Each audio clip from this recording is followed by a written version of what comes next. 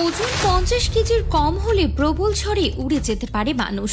এমন সংখ্যায় ভুগছেন চীনের উত্তরা অঞ্চলের মানুষেরা। হ্যাঁ, এমন অবস্থাতেই পড়েছে বেইজিং ও তার পার্শ্ববর্তী এলাকা। পরিস্থিতি এতটাই গুরুতর যে স্থানীয় প্রশাসন সেখানকার কম ওজনের মানুষদের জন্য জারি করেছে এক বিশেষ সতর্কতা। প্রশাসন বলছে যাদের ওজন 50 কেজির কম তারা যেন দুর্যোগপূর্ণ আবহাওয়ায় ঘরের ভেতরেই থাকেন। ভাবছেন এই আবার কেমন কথা? আসলে গত শুক্রবার রাত থেকে এক ভয়ঙ্কর ঝড় ও বৃষ্টিতে লন্ডভন্ড চীনের এই অংশ।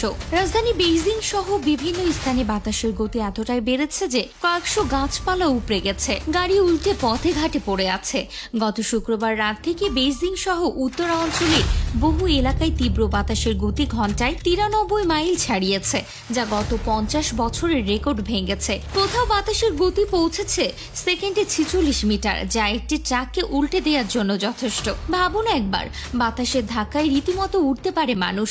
আর তাই হালকা পাতলা গড়নের মানুষদের জন্য বিশেষ সতর্কতা জারি করা হয়েছে। অনেকে তো মজা করে বলছেন, এতদিন শুধু শুনেছিলাম ঝড় উঠলে উড়ে যাবি নাকি, এবার যেন সেটাই সত্যি হতে চলেছে। বেইজিং এ দুটি প্রধান বিমানবন্দরে বাতিল করা হয়েছে 838টি ফ্লাইট। হাজার হাজার যাত্রী আজকে পড়ে চরম দুর্ভোগে। শহরে ঘন্টায় 93 মাইল বেগে বয়ে যাওয়া ঝড়ো হাওয়া গত অর্ধ শতাব্দীর সব রেকর্ড ভেঙে দিয়েছে। রাস্তায় মোটর বাইক, সাইকেল যেন খেলনার মতো ছড়িয়ে ছিটিয়ে আছে। দর্শনীয় স্থান, ব্যবসা প্রতিষ্ঠান, শিক্ষা প্রতিষ্ঠান সবকিছু সাময়িকভাবে বন্ধ করে দেওয়া হয়েছে।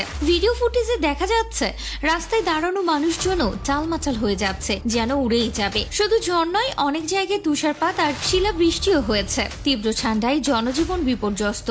বেইজিং গত এক দশকে এই প্রথম অরেঞ্জ অ্যালার্ট জারি করলো, যা চীনের সতর্কতা ব্যবস্থার দ্বিতীয় সর্বোচ্চ ধাপ। পরিস্থিতি কিছুটা ভালো হলেও এখনো চতুর্থ স্তরের ব্লু অ্যালার্ট জারি রয়েছে। কিছু এলাকায় তুষার ঝড়ের আশঙ্কাও একেবারে উড়িয়ে দেয়া যাচ্ছে না। তো ভিউয়ার্স, আজকের ভিডিও এখানেই শেষ হচ্ছে। আপনার মতামত অবশ্যই কমেন্ট করে জানাবেন।